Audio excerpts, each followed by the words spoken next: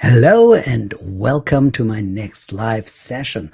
I'm Gideon. I'm the founder of PAIN.PAUSE.LIVE, and I'm a psychologist, licensed psychotherapist in Germany, specialized in the treatment of pain patients, and I'm a pain patient myself. If you look around, you'll find something peculiar um, with people treating pain patients. Often enough, they're pain patients themselves. And same holds true with me. Okay.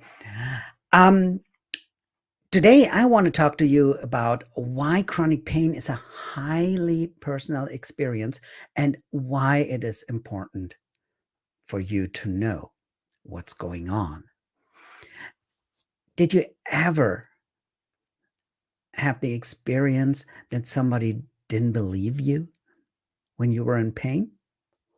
Or they thought it couldn't be that bad when you were in pain, or why pain causes so much bad mood and all what follows out of it. Maybe you get really fast irate and you get angry and you play it out and um, leave nothing but shattered glass on the ground. Stuff like this happens from time to time. And so it's important, I think, to know what's happening inside of you to plan your way out. I always compare it to a journey. It's like, say you want to go to Chicago, and it will be a totally different journey if you start in Miami compared to starting in LA. You will take a different route, you will take different streets to get there, and the same is true for your journey through chronic pain. And it's a very individual journey, and it's a very personal journey. And I think we have to learn that it is that way, to go it more peacefully with others and with ourselves. So, one thing that's so important is to know your way around, knowing where to start, knowing what's happening right now when you're maybe in pain. Yesterday, I started out with a definition of pain by the International Association for the Study of Pain, the big international association where all those researchers working on pain, yeah, they're organized in there. And today, I wanted to give you a little deep dive into the next part of this definition. And the next part is pain is a personal experience. The IASP really took this small sentence and put it up first to show its importance, I think. Pain is really a personal experience. It's not like a virus where okay, there's this virus and these are the symptoms and I do tap, tap, tap, and everything is okay. It's more, you have to find your way through it. And it's different from person to person. It's also different what helps from person to person. So you can't just give everybody opiates and think, well, these are the strongest painkillers we have, so they work every time. Well, eventually they do work for a lot of people, but the side effects are pretty strong, I think, and you have a lot of people who are addicted to it afterwards. And I think we don't need it in such a number, do we? So it's very good. You know your way around to what's happening inside of you. Pain is a personal experience, means it's not the same for everybody. And what I mean by this is, yesterday I talked about threat detection, an important, really important part of The pain you experience is the part of the threat detection in your brain. As soon as there's a pain signal set free in your brain, the threat detection starts to work. And it scans like the surroundings and a little bit like a meerkat, these cute little fellows. I got one here, these ones. When all the family is playing and 1, 2, or 3 of them, they're on the watch out and they're a little tensed up and they constantly scan the surroundings, to see if there's any threat. And the same our brain's doing. And when it's doing this, automatically the stress system in the brain is activated. And there's actually a study by Wu and colleagues in 2017, I think it was, where they showed that in chronic pain or in acute pain also, there are more than 40 areas in your brain that are activated when you feel pain. So it's a highly complex phenomenon we talk here. It's not just the, oh, my knee hurts. There's so much more happening.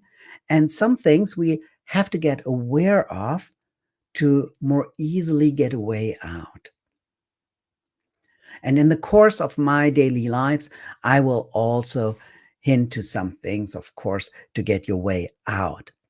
And by the way, in the description of this video and later on in the comments, you will find a link to the 6 pillars of pain therapy. And I put this little PDF. You can get it for free together.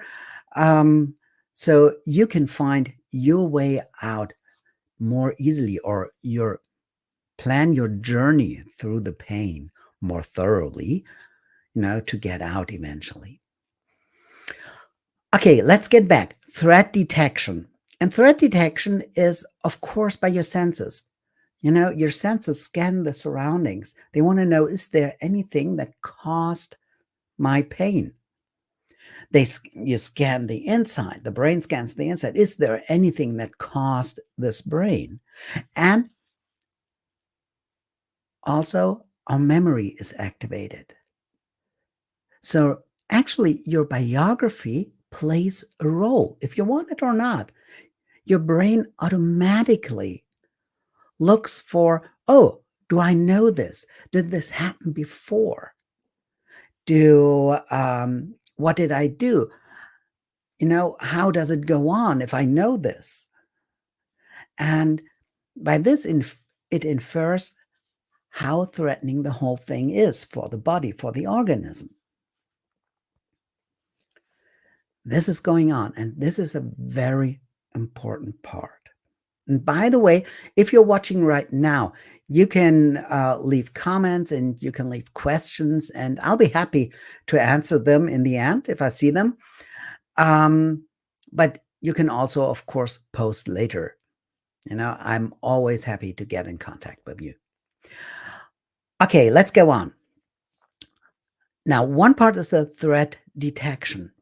And there's another part going on. And you might have discovered that when you have the feeling or you feel the pain, the sensation of pain, maybe if it's neuropathic pain, the burning, or it's nociceptive pain, the stinging or the tearing or whatever, the cutting, pain can feel differently to each one of us. And there's the body sensation. That's an important part of it. But did you ever discover when this comes up, your mood changes? Maybe frustration comes up. Maybe anger comes up. Maybe anxiety, fear. You go like, oh no, what's happening? Oh, I hope it's not getting worse today. Maybe these situations when you promised your daughter or your son to go to the school play in the evening, and Already at noon, you feel the pain creeping up, and you're very unsure if you can go, or you want to go out with friends and you always have to cancel all these dates, you know? So there is something that's part of the whole pain system, and these are feelings, emotions, the anxiety, the anger, the maybe depression, the frustration, all that's going on in your feelings. And along with these feelings, and I already mentioned some of them, thoughts go, right? Maybe you start to ruminate. Oh, what's it going to be like today? Or you start to silently cuss inside, oh, what the, oh, not today. And all these thoughts that keep you trapped in there. And do you also know that these three, the sensations in the body, the emotions, and the thoughts, they keep enhancing each other? Pain feels way worse, the sensation in the body, when you're in a bad mood, doesn't it? And pain can make a bad mood. And if you have a bad mood, your thoughts will be worse, right? You start to ruminate, you start to cuss inside, you start to have desperate thoughts, maybe. And this eventually goes back into the pain. So it's like a cycle between these three. And furthermore, you start, of course, to react to all this. You start to react to your emotions, maybe your pain, the body sensation. Maybe you start taking a pill, or you lie down, or you do some meditation, or do anything to get away from this. Maybe you start ruminating, going thought after thought after thought to get out of this somehow.